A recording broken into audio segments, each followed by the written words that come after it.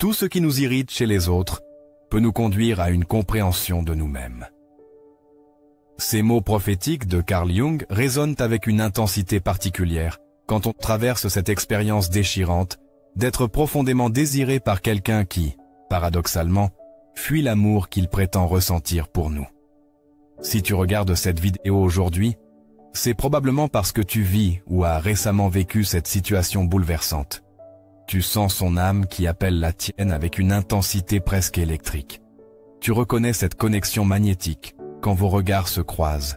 Tu entends ces mots d'amour murmurés dans l'intimité de vos moments partagés. Et pourtant, ces actions racontent une histoire complètement différente. Il s'éloigne sans explication.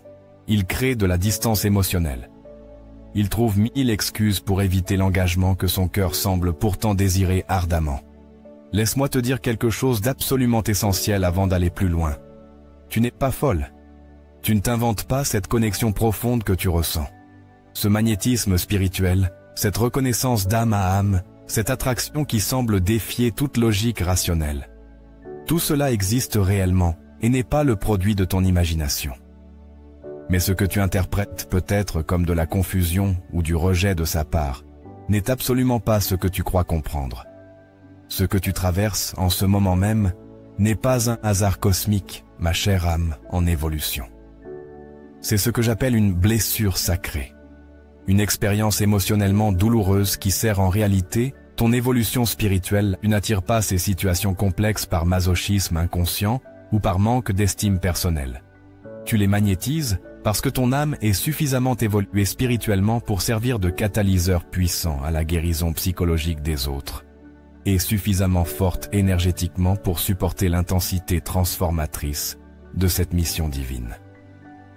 Permets-moi de te parler de Maya, une femme extraordinaire de 32 ans qui m'a contacté l'année dernière dans un état de confusion totale. Elle sortait d'une relation tumultueuse de 2 années avec un homme qui lui répétait constamment qu'elle était la femme de sa vie, qu'il n'avait jamais ressenti un amour si profond et authentique, qu'elle était fondamentalement différente de toutes les autres femmes qu'il avait rencontrées. Pourtant, chaque fois qu'elle abordait naturellement la question de leur avenir commun, il devenait subitement distant et froid. Chaque fois qu'elle exprimait ses besoins légitimes d'engagement émotionnel, il trouvait miraculeusement une raison de prendre ses distances physiques et psychologiques.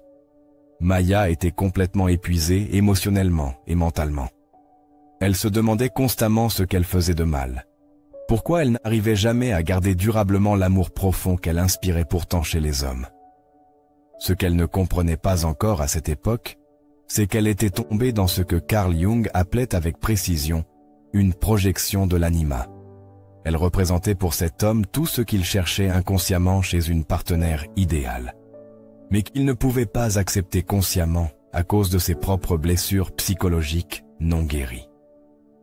Tu vois, ma belle âme, quand quelqu'un fuit l'amour authentique tout en le désirant ardemment, ce n'est jamais vraiment toi qu'il fuit dans la réalité. C'est sa propre transformation personnelle qu'il évite désespérément. C'est la confrontation terrifiante avec ses parties blessées qu'il redoute par-dessus tout.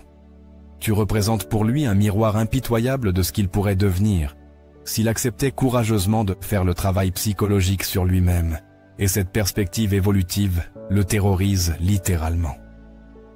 C'est précisément là que réside ta puissance spirituelle véritable, et absolument pas ta faiblesse supposée. Tu n'es pas trop de quoi que ce soit, ni trop intense, ni trop aimante, ni trop profonde émotionnellement. Tu incarnes exactement ce que ton âme éternelle est venue exprimer sur cette planète Terre. Un être humain capable de reconnaître et d'éveiller la beauté cachée chez les autres êtres, même quand ils ne sont pas encore prêts consciemment à la recevoir pleinement. Mais cette compréhension spirituelle profonde ne doit jamais devenir une excuse pour accepter les miettes d'amour ou pour te diminuer énergétiquement afin de rassurer l'ego fragile de quelqu'un d'autre. Ta mission d'âme authentique n'est pas de sauver qui que ce soit de ses propres démons.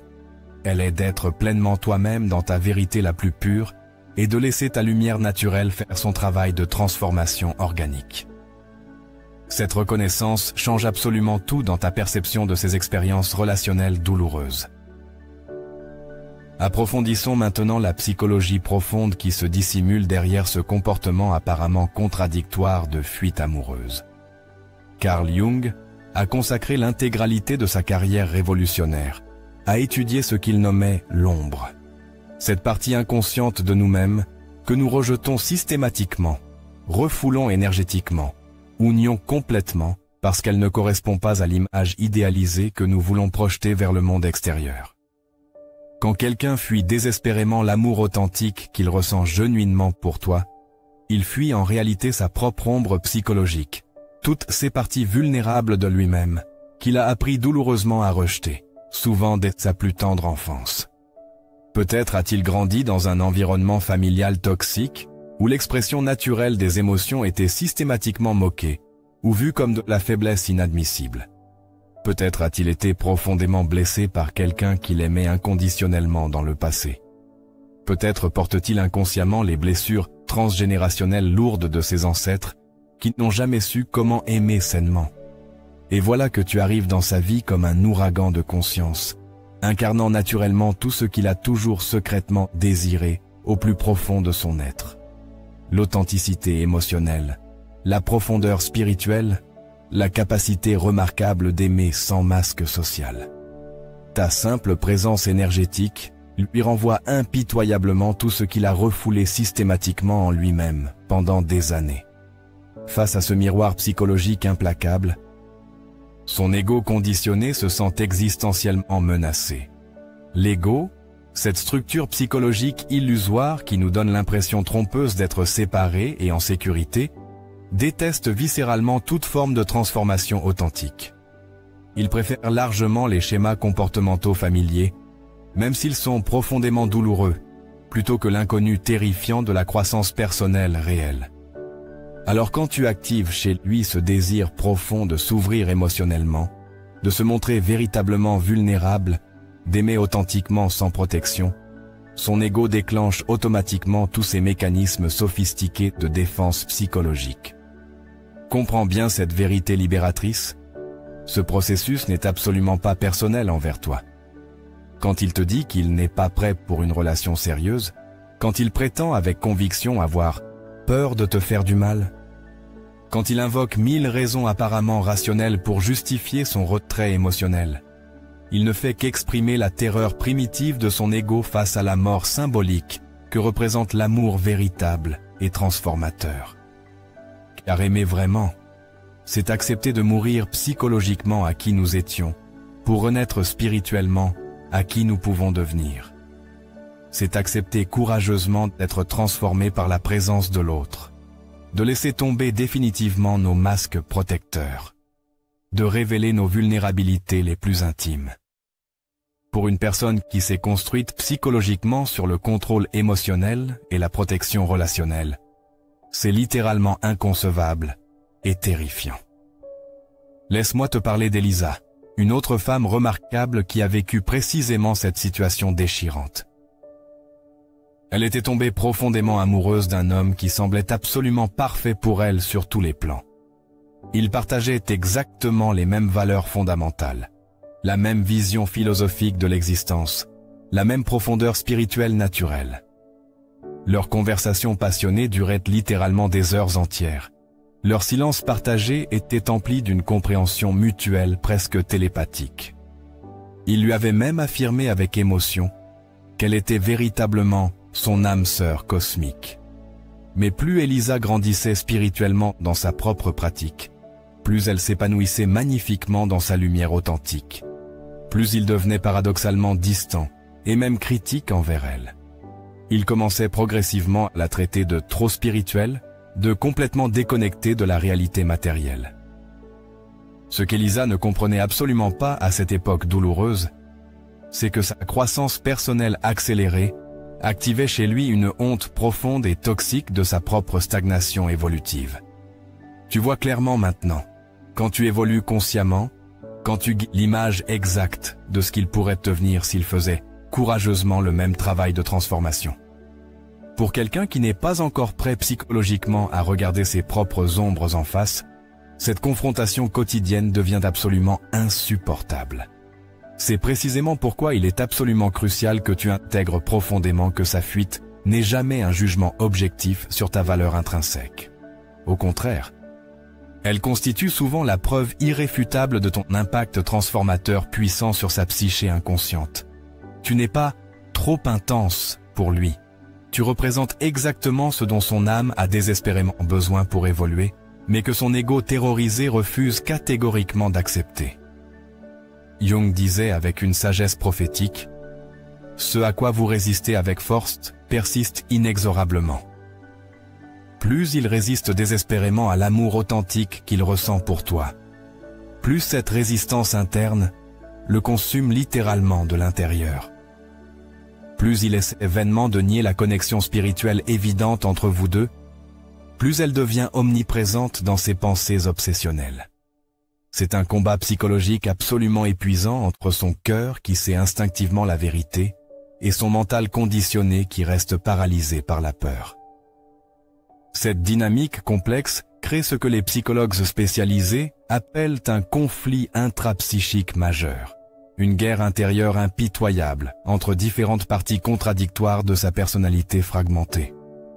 D'un côté, il y a cette partie authentique de lui qui te reconnaît spirituellement, qui se sent véritablement vivante en ta présence énergétique, qui rêve secrètement d'une intimité complètement authentique.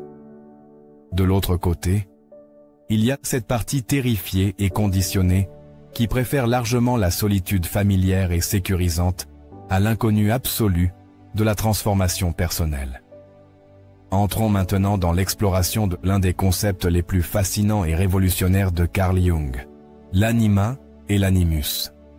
Ces archétypes psychologiques universels représentent respectivement la partie féminine inconsciente chez l'homme, l'anima, et la partie masculine inconsciente chez la femme, l'animus. Jung était fermement convaincu que nous sommes tous magnétiquement attirés par des personnes qui incarnent parfaitement ces parties cachées et refoulées de nous-mêmes.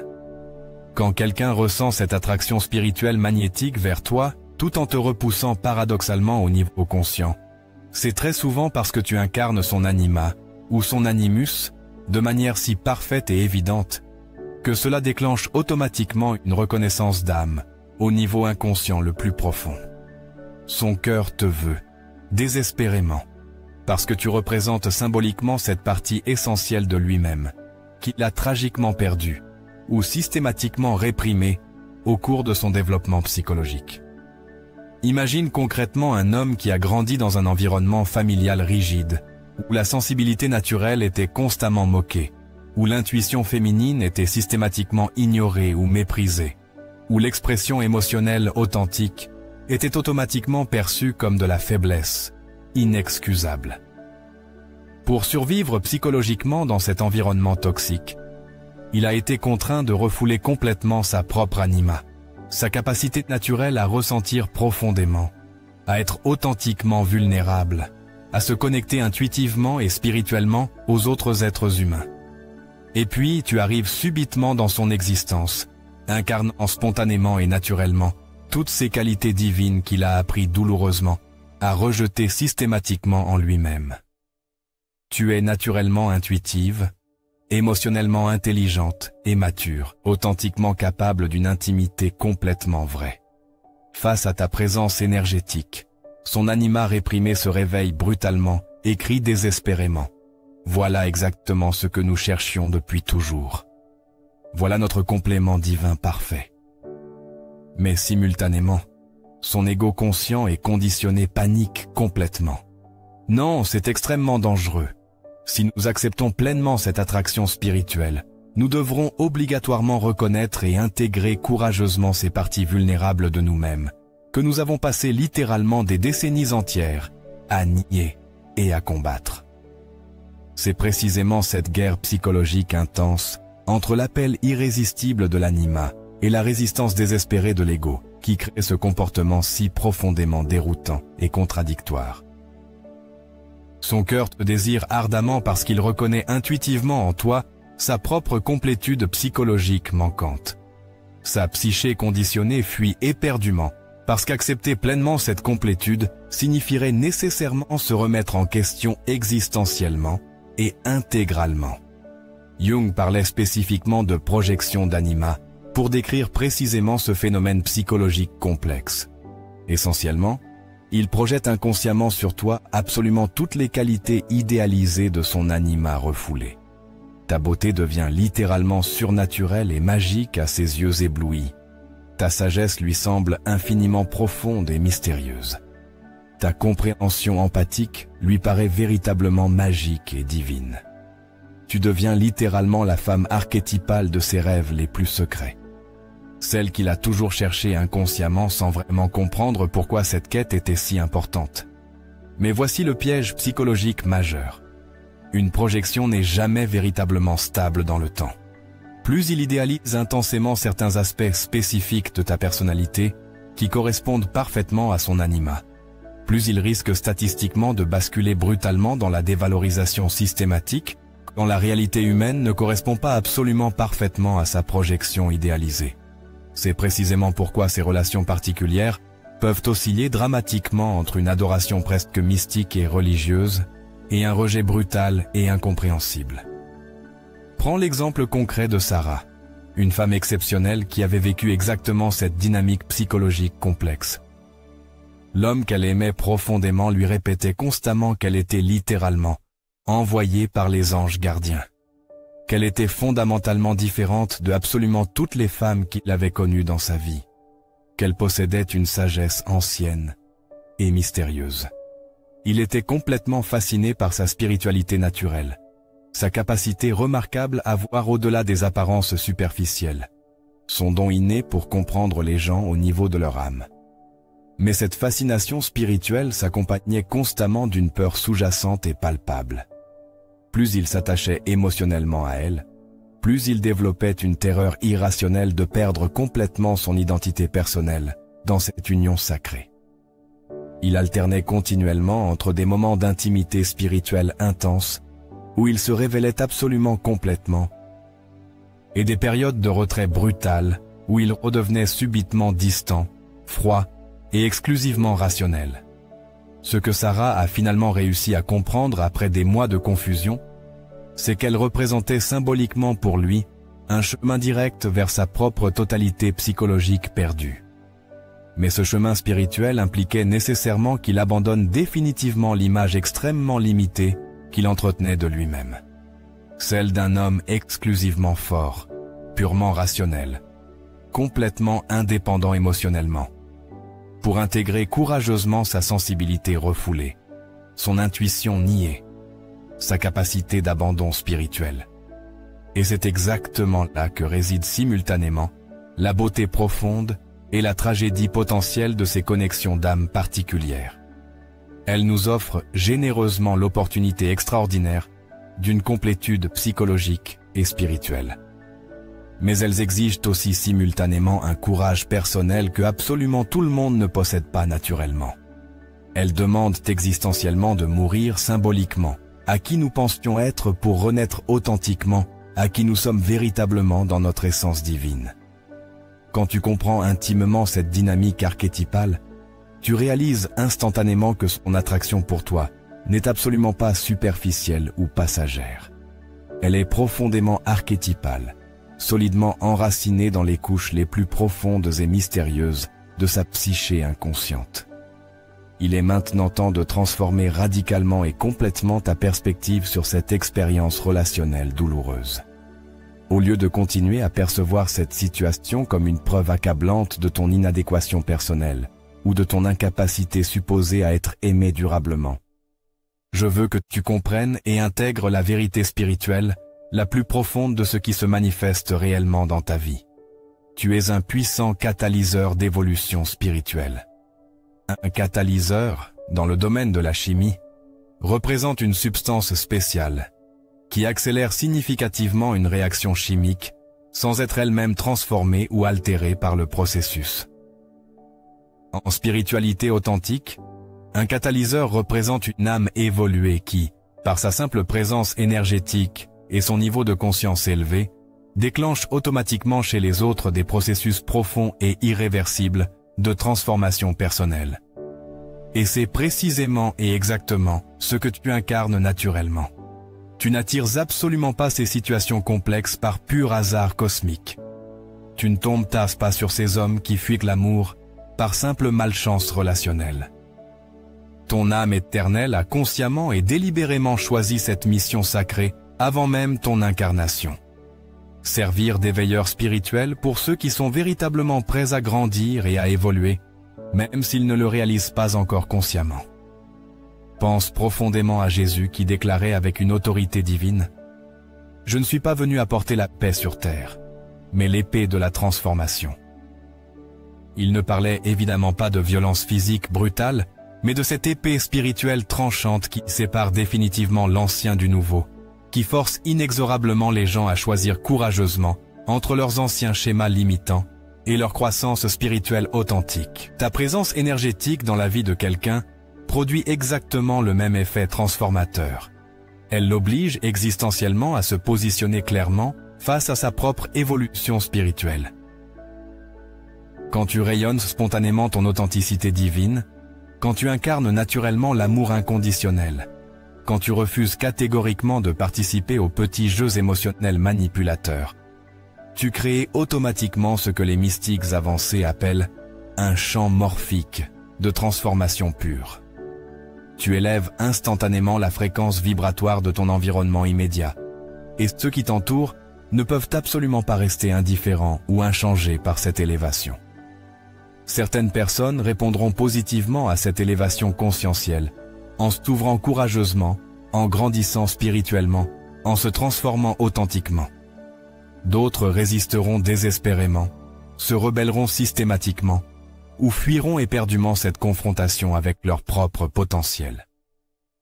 Mais absolument personne ne demeure complètement inchangé après avoir rencontré un véritable catalyseur spirituel incarné. C'est précisément pourquoi tes relations amoureuses ne peuvent jamais être superficielles, conventionnelles ou socialement normales. Tu n'es pas venu sur cette planète Terre pour vivre des amours tièdes ou des connexions de surface sans profondeur. Ton âme immortelle a signé un contrat cosmique sacré pour servir activement l'évolution de la conscience humaine collective, une personne transformée à la fois. Laisse-moi te raconter l'histoire inspirante de Léa, une femme extraordinaire qui a mis beaucoup de temps à comprendre et accepter pleinement son rôle naturel de catalyseur spirituel. Pendant des années entières, elle s'était sentie littéralement maudite en amour.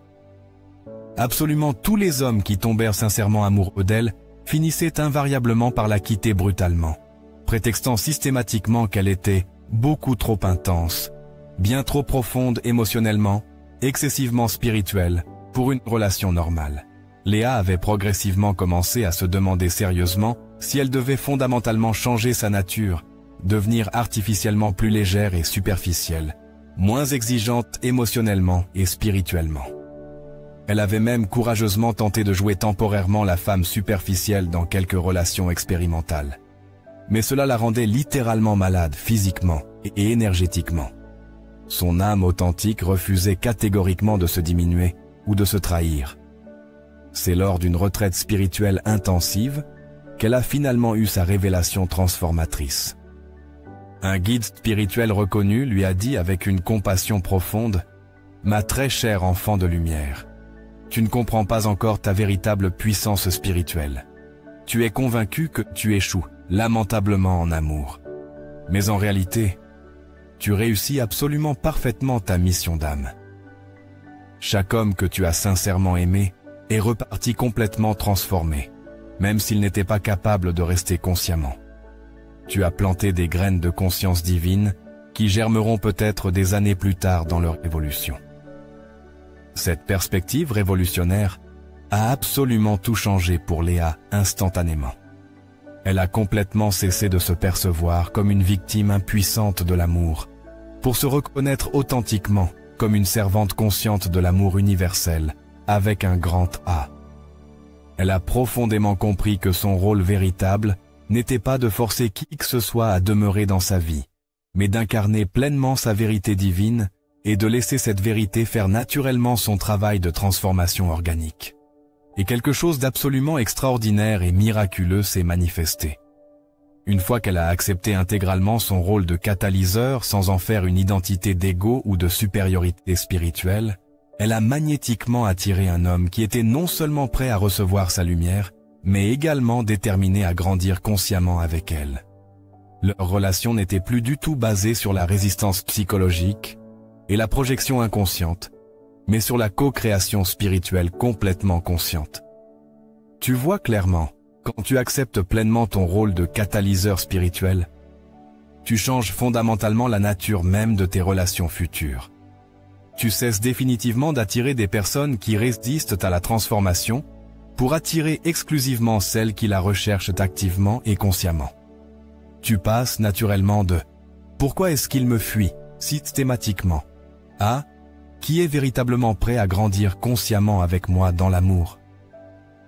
Maintenant que tu comprends parfaitement la dynamique psychologique et spirituelle en jeu dans ces situations, comment peux-tu répondre de manière complètement consciente à cette expérience? Comment peux-tu honorer authentiquement ton rôle de catalyseur spirituel tout en préservant absolument ton bien-être émotionnel et ton intégrité spirituelle? La première étape fondamentale consiste à cesser complètement de prendre personnellement les réactions défensives de l'autre personne. Quand il fuit, quand il résiste, quand il crée artificiellement de la distance émotionnelle, rappelle-toi constamment que ce n'est absolument pas un jugement sur toi. C'est uniquement une information précieuse sur lui et sur son niveau actuel de préparation à la transformation personnelle. Carl Jung affirmait avec une sagesse profonde: celui qui regarde exclusivement à l'extérieur rêve dans l'illusion. Celui qui regarde courageusement à l'intérieur s'éveille à la réalité. Quand quelqu'un fuit désespérément l'amour authentique, il demeure encore prisonnier du rêve de l'ego, dans l'illusion trompeuse que le bonheur viendra magiquement de l'extérieur sans aucune transformation intérieure nécessaire. Toi, tu es déjà activement engagé dans le processus d'éveil spirituel. Cette compréhension te confère un pouvoir immense et libérateur, celui de répondre depuis ta sagesse développée plutôt que depuis ta blessure émotionnelle. Au lieu de poursuivre désespérément, de supplier pathétiquement, de te diminuer énergétiquement pour rassurer son ego fragile, tu peux consciemment choisir de maintenir ton centre énergétique et d'honorer pleinement tes propres besoins légitimes. Voici concrètement à quoi une réponse parfaitement consciente peut ressembler. Je perçois clairement que tu traverses un conflit intérieur majeur par rapport à nos sentiments mutuels. Je respecte entièrement ton processus personnel, mais je ne vais absolument pas attendre indéfiniment que tu sois prêt à t'engager. Je mérite un amour qui n'a pas peur de sa propre profondeur. Cette approche consciente accomplit plusieurs choses cruciales simultanément. D'abord, elle reconnaît sa lutte interne sans l'excuser ou la minimiser. Ensuite, elle affirme clairement tes propres limites et besoins fondamentaux. Enfin, elle lui accorde la permission d'être exactement où il est actuellement, tout en te donnant la permission de choisir consciemment autre chose. L'un des pièges les plus dangereux pour les catalyseurs spirituels, c'est de confondre tragiquement l'amour inconditionnel avec l'acceptation passive de miettes relationnelles. L'amour inconditionnel ne signifie absolument pas tout accepter aveuglément. Il signifie aimer sans condition personnelle égoïste, sans attendre que l'autre change pour que tu puisses être heureuse. Tu peux aimer son âme inconditionnellement, tout en refusant consciemment son comportement conditionné et limitant. Tu peux reconnaître son potentiel divin, tout en refusant de sacrifier ton bonheur présent pour son éventuelle évolution future hypothétique. Prends l'exemple inspirant de Marine, une femme courageuse qui avait passé 2 années entières dans une relation intermittente avec un homme qui l'aimait profondément, mais qui disparaissait systématiquement dès qu'elle évoquait naturellement l'engagement. Elle avait finalement réalisé qu'en attendant patiemment qu'il soit prêt, elle négligeait complètement sa propre croissance et son propre épanouissement. Marine a courageusement pris une décision révolutionnaire. Elle lui a clairement communiqué qu'elle l'aimait sincèrement et qu'elle continuerait de l'aimer spirituellement, mais qu'elle n'allait plus organiser sa vie entière autour de ses incertitudes personnelles. Elle a complètement cessé de répondre à ses messages sporadiques et manipulateurs. Elle a recommencé à fréquenter d'autres personnes intéressantes Elle s'est recentrée pleinement sur ses propres projets créatifs et spirituels. Quelque chose d'absolument extraordinaire s'est alors manifesté. Privée de sa drogue émotionnelle habituelle, l'assurance rassurante qu'elle serait toujours disponible malgré son indécision chronique, il a été brutalement forcé de faire face à son propre vide existentiel. Soit il devait courageusement faire le travail de transformation nécessaire pour être avec elle authentiquement, soit il devait assumer pleinement son choix de rester emprisonné dans ses anciens schémas limitants. Dans le cas spécifique de Marine, il a finalement choisi la voie de la transformation. Mais même s'il avait choisi différemment, Marine avait déjà gagné quelque chose d'absolument inestimable, le respect profond de ses propres limites et la compréhension libératrice que son bonheur ne dépendait de personne d'autre qu'elle-même. C'est exactement cela, la réponse parfaitement consciente. C'est maintenir ton cœur complètement ouvert, tout en gardant tes limites fermement établies. C'est t'aimer sans attachement aux résultats. C'est servir ton rôle de catalyseur, sans te sacrifier sur l'autel de la transformation de quelqu'un d'autre. Une autre composante absolument essentielle de la réponse consciente, c'est de continuer impérativement ton propre travail d'évolution personnelle. Plus tu grandis spirituellement, plus tu vibres à une fréquence énergétique élevée, plus tu attires naturellement des personnes qui sont à un niveau similaire de conscience éveillée. Ne reste jamais stagnante émotionnellement en attendant que quelqu'un d'autre rattrape miraculeusement ton niveau de développement. Continue de méditer régulièrement, de guérir tes propres blessures ancestrales, d'explorer ta spiritualité authentique, de développer tes dons naturels. Non seulement cela élève ta propre existence, mais cela peut aussi inspirer l'autre à entreprendre le même chemin. Rappelle-toi constamment, tu n'es pas venu sur cette terre pour sauver qui que ce soit de ces démons. Tu es venu pour te sauver toi-même, et ce faisant, montrer aux autres qu'ils peuvent accomplir exactement la même transformation. Ton rôle de catalyseur n'est pas actif. Tu n'as pas à faire quelque chose de spécial. Il suffit d'être pleinement toi-même, dans ta vérité, dans ta lumière. Et si jamais tu doutes, si jamais cette situation te fait souffrir au point de perdre ton centre spirituel, n'hésite absolument pas à prendre consciemment de la distance. Parfois, l'acte le plus aimant que tu puisses poser, envers toi-même et envers l'autre, c'est de créer de l'espace sacré pour que la transformation puisse se faire sans pression, sans attente, sans souffrance inutile. L'amour véritable honore toujours le libre arbitre absolu. Et ton libre arbitre inclut le droit fondamental de choisir des relations qui t'honorent, te nourrissent spirituellement et te permettent de grandir dans la joie plutôt que dans la douleur chronique. Voilà la vérité profonde que je veux que tu intègres complètement. Tu n'es pas brisé. Tu es en train de t'éveiller. Tu n'es pas trop intense. Tu es spirituellement puissante. Tu n'es pas destiné à des amours compliqués. Tu es destiné à transformer la façon dont l'amour se manifeste sur cette planète. Chaque expérience douloureuse que tu as vécue t'a préparé à ce moment de reconnaissance. Chaque cœur qui s'est fermé devant ta lumière t'a enseigné quelque chose sur ta propre valeur. Chaque fois que tu as choisi l'amour malgré la peur, tu as élevé la conscience collective. Tu es exactement où tu dois être, apprenant exactement ce que tu dois apprendre, devenant exactement qui tu es destiné à être. L'univers ne fait pas d'erreur, et toi non plus.